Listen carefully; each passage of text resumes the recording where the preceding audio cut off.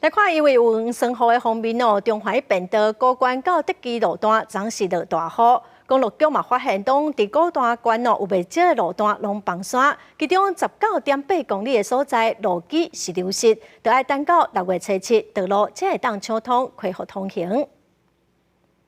那又受到这个周末豪雨锋面的影响，导致上方大方的坏石崩塌。那虽然崩塌量体不大，大约有400到500的立方公尺，但同时也造成了我们有长达20公尺的路基缺口。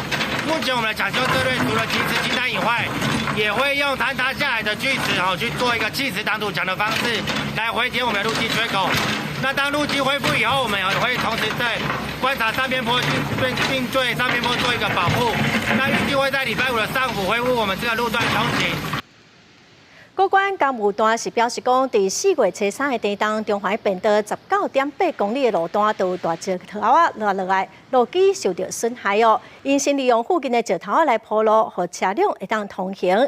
最近哦，山区又搁落大雨，路基搁再流失，山脚哦嘛不时拢有石头啊落来，实在是真危险哦。会来看状况，赶紧来抢通。公路局嘛呼吁民众哦，最近无必要尽量都唔通去山区。